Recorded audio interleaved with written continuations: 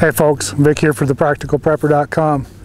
I wanted to preface this video coming up with the fact that I don't seem to be able to get Neil Bertrando's name correct. And a little explanation is that Lisa and I have a fishing guide that we've used for years for steelhead. And his name is Brian Batamo. And for some reason, I can't separate the two. So if you hear me call somebody Brian, it's actually Neil. And Neil, apologize right out of the gate, but I'll get it right. So the person who's done most of the design with this and helped us the most is Neil Bertrando. And he's with RT Permaculture here in Reno. So enough said, here's some more of the video. Hey folks, Vic here for thepracticalprepper.com, and I wanted to kind of give you a little insight in what we're going to do here come spring. Right now we're sitting down putting in orders for seeds, but more importantly we've got a long lead time on getting trees ordered to start putting an orchard right here in front of us. So one of the things that I have decided to do was to employ some permaculture and put swales in. So right now we're working out the number and amount of trees that's between apples and plums and some other trees that'll do really well up here. So we're kind of going through the list and seeing what we want to put in first. But basically the plan is, back behind me here you can kind of see the rabbit trails all over, is to come in. My well sits right over here, so I don't want to get near the wellhead. It's going to go uphill. My plan pretty much is right in here to come in as soon as I can get the snow off and get the tractor in, and I'm going to go ahead and cut swales in here and graduate them. I've got a pretty decent slope, and if I get a good swale cut in, I should be able to take some of this moisture and hold it in the swale. And the plan is in the spring we'll plant the trees in a line here from the well over, so we'll be able to start putting trees down in this area. We're going to keep a section right through here open as a runway to drive in and out and access this area with the tractor, but pretty much we'll have trees. And then I think on the uphill we're going to put in some grass that's going to help as a fire retardant. It's kind of approved in this area by the state of Nevada, and that's kind of the plan at the moment. But I thought I'd give you a little heads up, so when you see it down the road and we'll do a little more video, you'll see what we had planned. Okay, so you've seen this. You've seen the same scene behind me here, but you've seen it with the snow on it. This is actually beginning of March, first week of March. Snow is pretty much gone. We've still got it on the south facing slopes, and we've got another snowstorm coming. I think midweek, going to drop 6 to 12 inches here.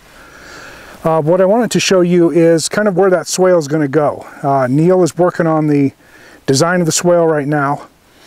And if you look off in the distance, you'll see a riser here, water riser, and right down in front of that is the wellhead. What we're planning to do is just downhill from that. You can kind of see kind of a branch sticking up just below and behind in the trees. Right across there, from there, kind of all the way across in behind me here to a section that's probably about 10 foot wide is going to be the swale on contour. And in that swale is going to be somewhere between 20 and 25 fruit trees, mostly semi-dwarf, some out of Washington State, Burnt Ridge Farms, and the other one's from Michael Janik, Michael's Apples here in Reno, who's been grafting trees for a long time. So we're going to get trees from both of those. We're also going to try a couple of plums that kind of are no-name plums that have come out of the research center up at North Dakota and in Minnesota. And there are 4 different varieties of plums, and Michael has got some for he and for I. So we're gonna put those in the swale and just kind of see how they do. Also in that swale is going to be nitrogen fixers, and of course we're going to put some other crops in behind them. We're going to use a lot of the native juniper and chip it, so that's going to be a straw and chip to kind of help it once we've scarred it up by digging it. The plan at this point is we'll come across, and my tractor is not quite suited to doing that. It's a compact tractor. So it's fine for most of the farm chores, but when it comes to really doing the digging, we'll go down to United Rentals and have an excavator brought out. And you know, in just a matter of a few hours, I should have that swale all cut. Also gonna, I think I'm gonna do it up here, but I may actually cut an area in to put another hugelkultur. I've got a bunch of down and dried materials that were here from the previous owner, and I think I'm going to bring those over, and I'm going to dig the hugelkultur and kind of pile it up and make a swale, just a hugelkultur, just a big hugelkultur bed, and make it fairly tall and kind of play with that.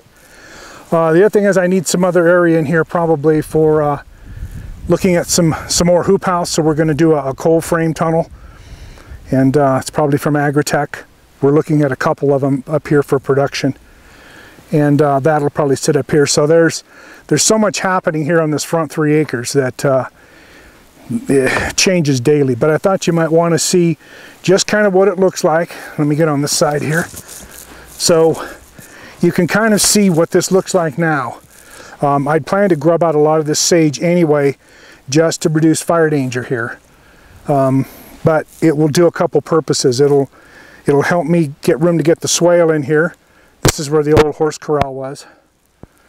It'll help me get the swale cut across here, and I think there's so much we can do with this front section, especially for farming. I mean, here in Nevada, it's kind of taking off. It's one of the new driving forces in our economy, I think. You know, $5.3 billion last year in Nevada for ag. That's a bunch. Governor is all over the top of this. This is his new baby.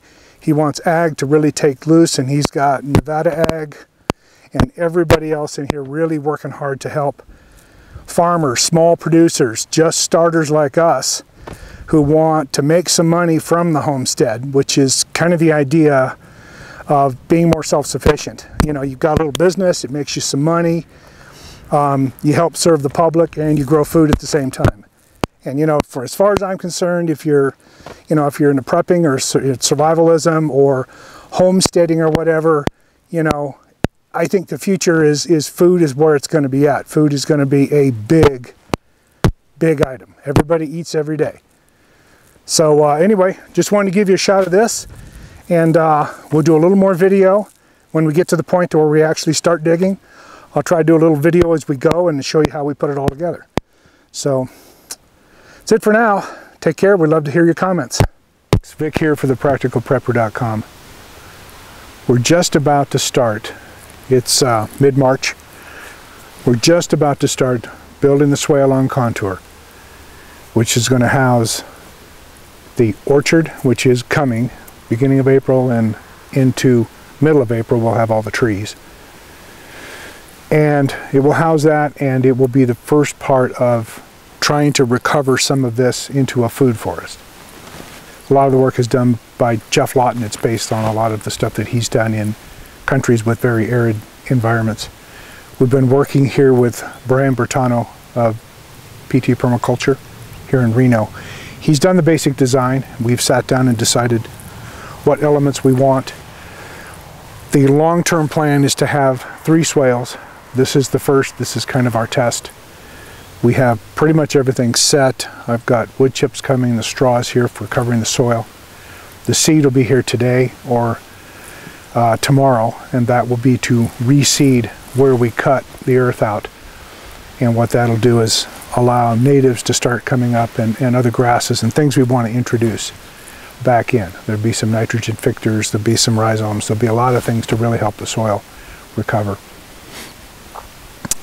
You'll see the culvert piping. We're going to have one crossing because our swale is going to run 300 feet. It's going to run from just over here off the roadway, and it's going to run almost to the far end of that former horse arena area. We're leaving room for a road down below, and I will show you a little bit of the drawing later on that kind of shows you the overview. It's going to have a 6-foot swale, 6-foot berm, so it's going to be 12-foot wide total and 300 feet long. It's going to have 2 rock runoffs, It's going to incorporate some erosion control on this end and the far end. So the far end is going to have a rolling dip that's going to move water back toward the swale from that far edge of the property where we're going to have an access road. We're going to have a small access road down below this first swale to get in, and that'll facilitate doing the other swales as well.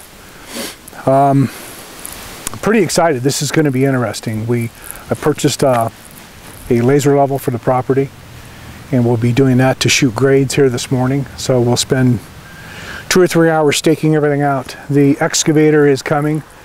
It's going to be dropped off here sometime this morning.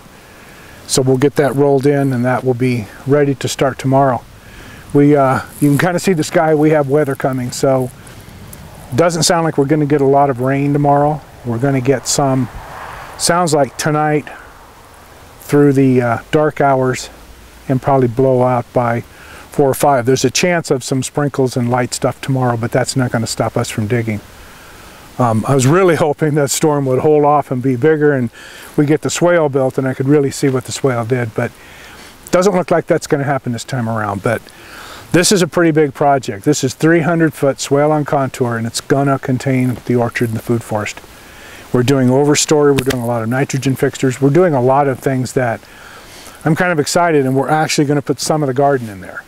So looking forward to it. So this is kind of day 0. Brian's not here yet. When he gets here in about an hour, we'll start staking everything out. I'll show you that process a little bit later. There'll be clips and stuff. I'll be doing some footage, and Lisa, my wife Lisa, will be doing some footage as well while we're toiling away.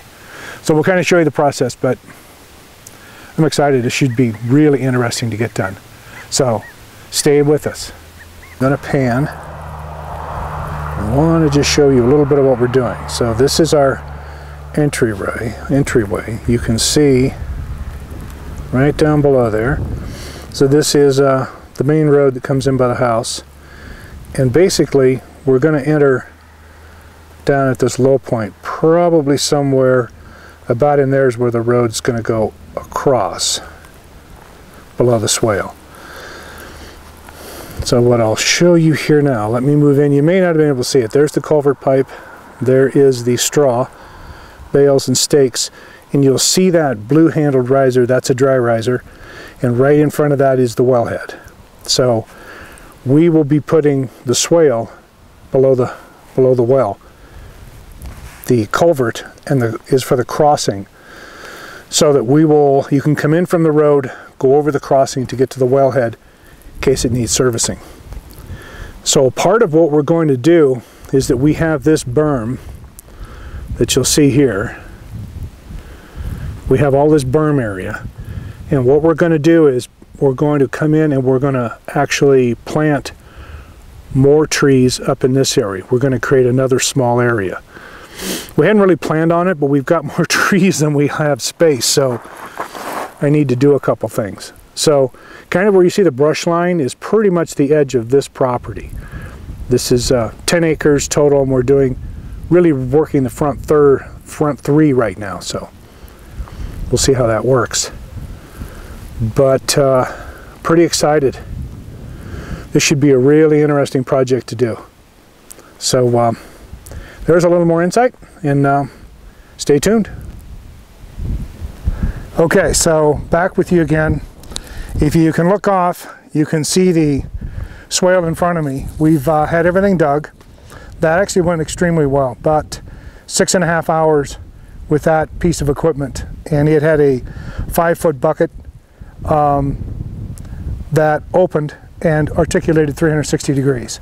And he could literally flip it out there and drop it, open it up, slide in and grab.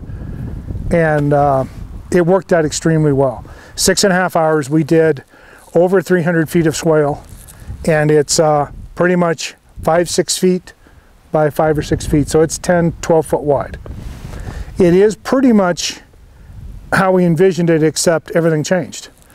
And it's interesting when you put things on paper, you kind of look at the land, and then when you get out and you're actually shooting the grades and you're putting the stakes in, how everything changes so much.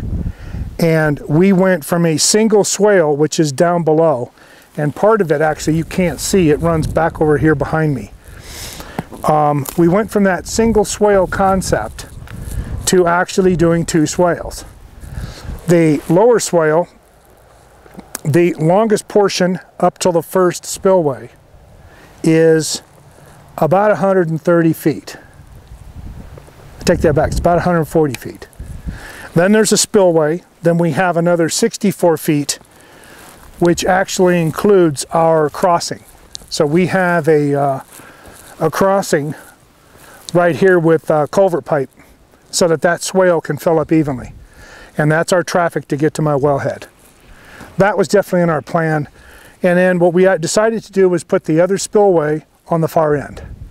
And it's really going to tie with this rock mulch rundown right here, which is taking some of this. When we get a lot of water, it's been going down the driveway and eroding. We're going to turn it, run it into the rock mulch rundown, let it move down, dump it into the swale, and when that gets too full, it'll fill up and do the spillover right there at the spillway.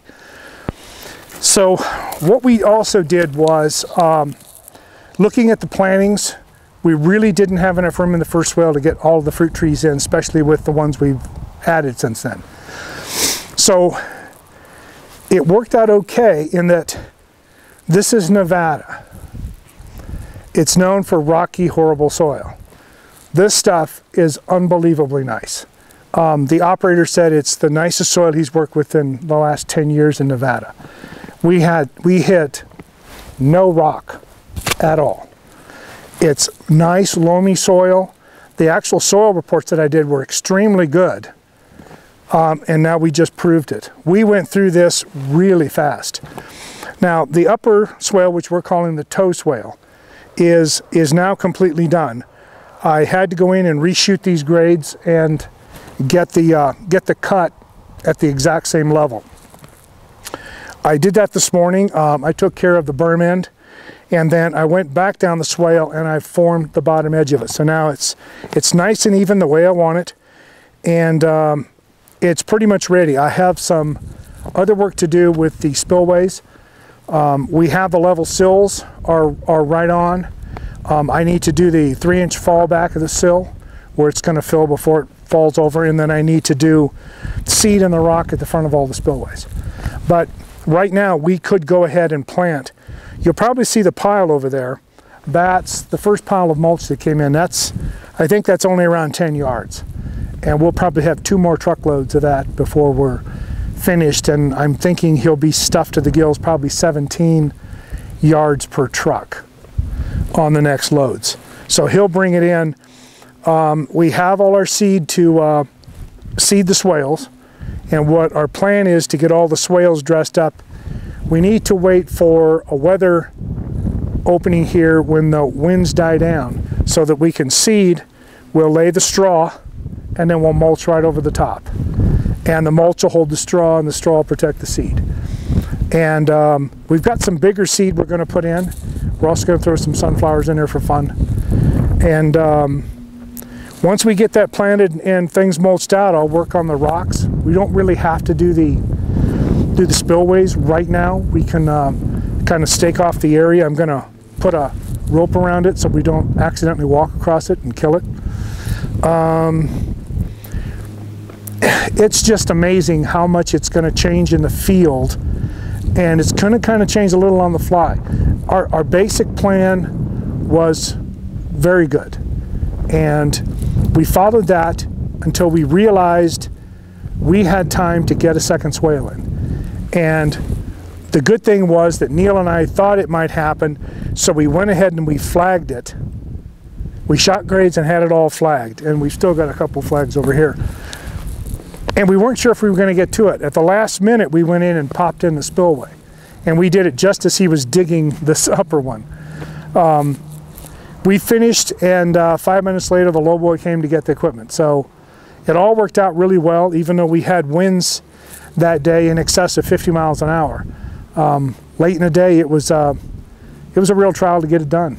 But well, everybody just hung with it, and we got it finished up. And it's amazing when you walk down on a swale this big.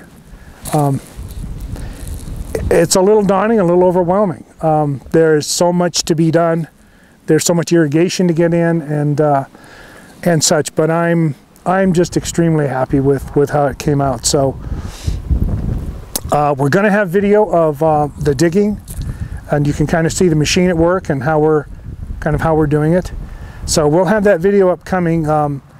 This piece of video was pretty much just to kind of tell the tale, and it's interesting if you watch the beginning of the video how I'm talking about this concept of one swale and what we think it's going to do, and we've got 2 swales. Excuse me, we have probably 325 to 350 foot of swale. That's what we ended up with. It's a lot of swale. But this swale will now hold all of the trees we have planned, and we're actually planning for some more. I think the overstories that we're going to use, the overstory trees, I think we're going to use black locust. We talked about black locust and honey locust. We can let them get in about 6-7 foot, and then we'll basically cut them off and force them up high, and I think that'll work out pretty well. So we've got some plans. I'll kind of show those up in the next video, but you'll be able to see it. And then we're going to do regular progress videos of how this thing goes together. I think it's, for us, it's a big event, and Brian was just excited as hell. There we go. Neil was excited as hell. And Neil, I apologize. I will somehow get by that. That name just kills me. So that's it for now. We'll bring you more updates and kind of let you know how it's going. And if you've got questions, let us know, and we'll try to answer them for you. All right, we'll see you later. Thanks.